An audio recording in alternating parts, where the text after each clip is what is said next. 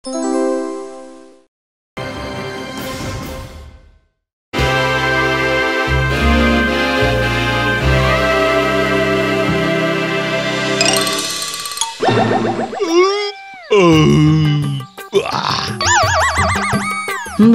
হ্যাঁ গা, এত খেয়ে খেয়ে ঢেকুর তুলে আর কত কি উড়িয়ে দেবে গা।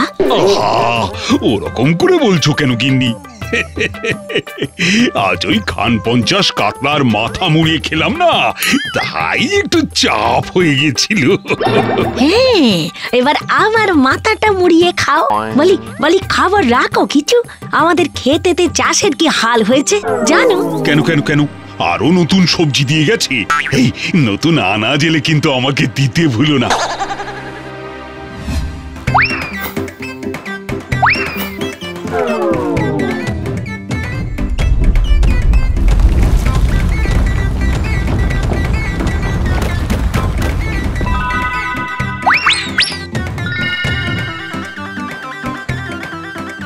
যাক, আমার জন্য তোরা কিছু ফল তো পেলি।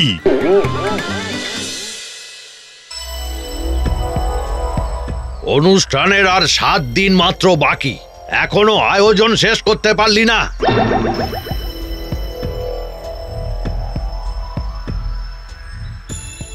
কি রে বুড়ো, এবার কে আসছে লড়তে?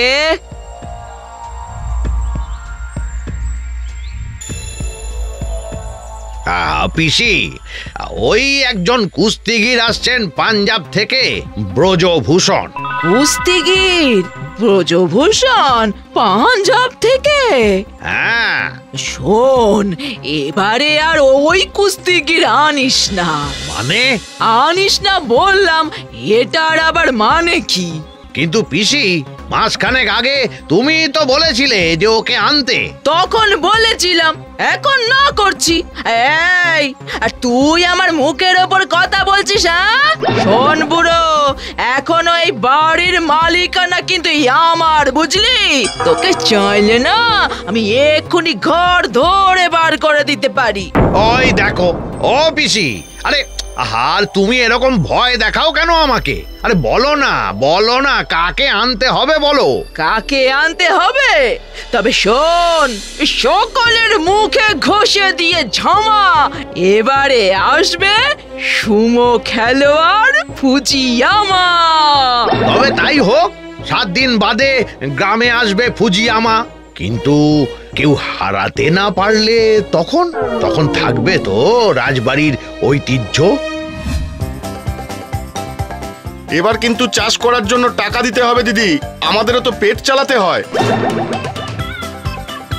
আমি কি আর ইচ্ছে করে দিচ্ছি না গো, এইগুলো যে বিক্রি করে টাকা আনবো ঘরে, তার জো আছে নাকি?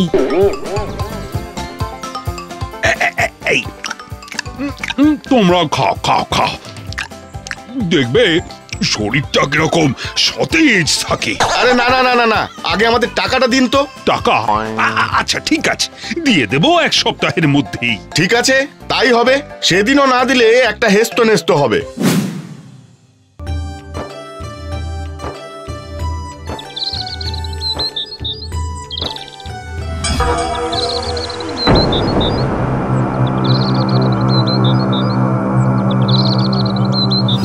এই ভালো করে প্র্যাকটিস কর, আরে গায়ের সম্মান যেন থাকে, বলে দিলাম।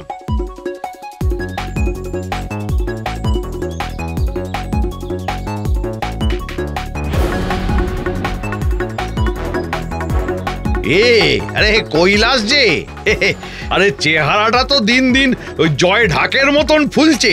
একটু কসরত করো, না হলে তো ফেটে যাবে এবার।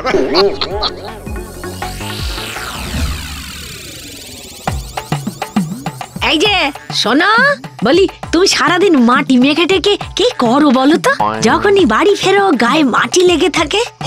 ও কিছু নয়, আসলে ঘুম পেলে তো আমি মাঠে ঘাটেই ঘুমিয়ে পড়ি, তাই মাটি লেগে থাকে। তাই তো খাওয়া আর ঘুম, এছাড়া আর কিছু আছে নাকি?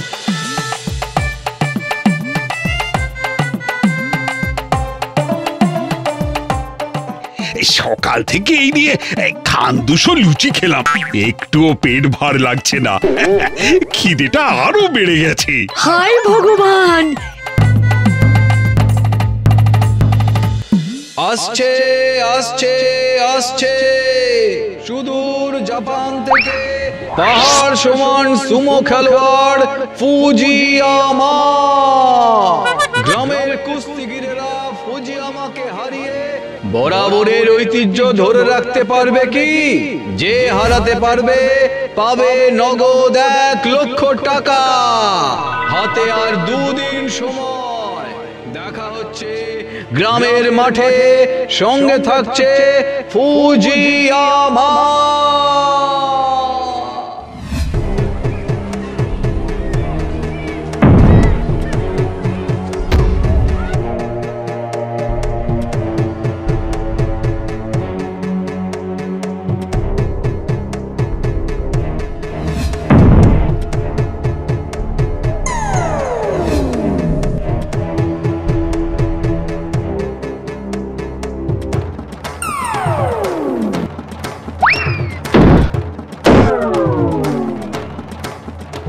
পিসি, ও পিসি, খুব কি দরকার ছিল এরকম একটা জাঁদরের লোককে নিয়ে আসার?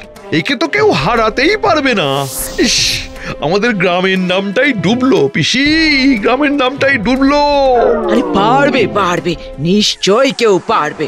আরে প্রতিবার কমজোর লোক এনে জিতে গিয়ে ওই গ্রামের ঐতিহ্য বজায় থাকে ঠিকই, কিন্তু তাতে সম্মান কতটা থাকে তা ভাই আমি জানি না।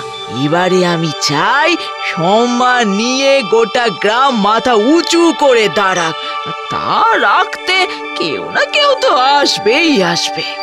কেউ কি আছে এই পাহাড়ের সামনে দাঁড়াবে? আছে কি কেউ? জিততে পারলে পাবেন নগদ 1 লক্ষ টাকা। আছে কেউ? কেউ কি আছে যে লড়বে? হোদল কুতকুত লড়তে যাচ্ছে, ভুঁড়িটা ফাটলো বলে। আর ফাটলেই তো শুধু খাবার আর খাবার। অবাক করা বিষয়, ফুজিয়ামার বিরুদ্ধে খেলবে এখন কৈলাস। যা যা যা যা যা যা যা, গেল গেল গেল। কোনোদিন হাত পা ছোড়েনি যে সে নাকি আবার ফুজিয়ামার বিরুদ্ধে খেলবে। ওরে ওরে, কে আছিস? আরে খেলতে দে, খেলতে দে।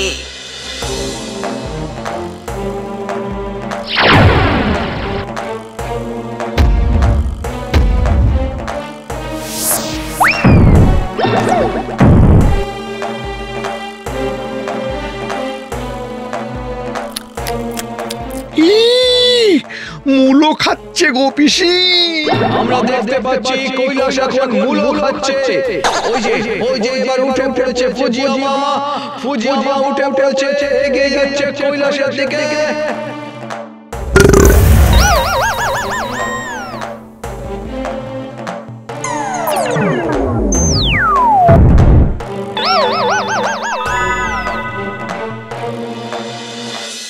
ফুজিয়ামাকে হারিয়ে গ্রামের সম্মান বজায় রাখার জন্য 1 লক্ষ টাকা পুরস্কার তুলে দেবেন আমাদের মোড়ল ও সম্মানীয় পিসি। কৈলাস, ও কৈলাস, আরে যাচ্ছ কোথায়? একটু গা গরম করতে এসেছিলাম, এবার তো আসল কাজ বাকি।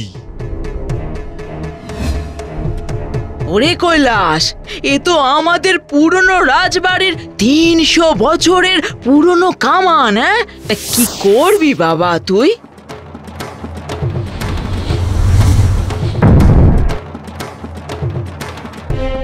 সেদিন একটা পাখিতেই ডিম দিয়েছিল, পড়েছিল কামানের খাঁজ দিয়ে এই গর্তের ভেতর। রোজ এসে দেখে যেতাম। আজ ডিম ফুটে বাচ্চা হওয়ার দিন ছিল, তাই ভাবলাম কামানটাকে সরাতে হবে। তার আগে গা গরম করতেই ওই ফুজিয়ামাকে একটু পাজামা পরিয়ে এলাম, কিন্তু ওইগুলো কি চকচক করছে।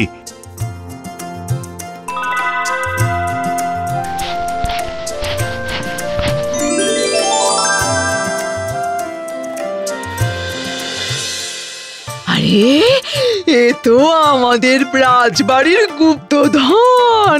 শুনেছিলাম ওই কামানি জানে গুপ্তধনের হদিশ, কিন্তু তা যে এভাবে রাখা আছে তা তো ভাবিনি। কৈলাস, এ তোরই প্রাপ্য বাবা, তুই রাখ। আমি আর এসব নিয়ে কি করব? আমার গিন্নিকে বরং কয়েকটা দিন, যাতে আমায় একটু ভালো মন্দ রেঁধে খাওয়ায়, আর আমার জমিতে চাষ করে যারা তাদের প্রাপ্য টাকা যেন মিটিয়ে দিতে পারে। বাকিটা আপনি গ্রামের কাজে লাগিয়ে দিন।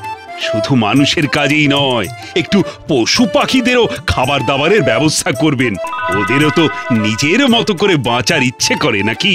হ্যাঁ গো, আজ না তোমার জন্য আমার গর্ব হচ্ছে।